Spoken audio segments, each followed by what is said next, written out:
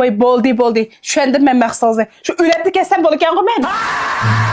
Dadasi, navoda mening putimni yilon chaqvasa, sizlar meni qutuldirish uchun putimdagi shu yilon chaqvagan o'rnidagi zaharni og'zinglar bilan sho'rab chiqarib o'tamsizlar yoki Qilsam qanday bo'ladi xotin?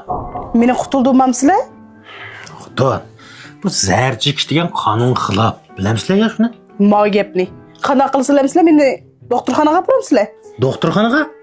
Doktorxonaga qanday olib boribman? Nima ish qilib bo'lmaysizlar? Xotin, zahar chekish qonun xilof bo'lganga o'xshash, zahar tushma qonun xilof. Ey, menglay. Qanday qilsizlar endi? Ya xotin, sana bir yılanbayada pohvamı deyman. Ne tükü yok bir sualını tep yürürken şu doyunu tapkansa yaxşı. Hala u gapni qilmay mana Voy ishla. bo'ldi ishmayman. Siz meni yaxshi ko'rmaykansiz shundanmi? Putimni yilon chaqvasi shu zaharni sho'rab chiqaryapmaysiz. Ya meni doktorxonaga olib bormaysiz.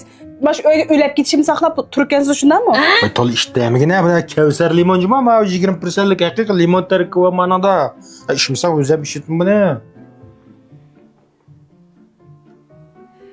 Qo'rqning eng yomon dushmanim bu. Voy bo'ldi, Kevser limonini o'zingiz ichib bering. Men gapimga javob bering. Siz mana shu yilon chaqvasa mana shu uyda o'lab ketishimni kutib saqlab turgansiz shundanmi? Xotin, bayatında deyim sana. Bu zahar chekishmi qonun xilof. Zahar tushmi qonun xilof.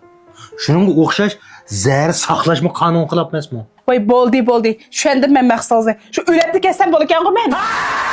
Dadim jimo xotin.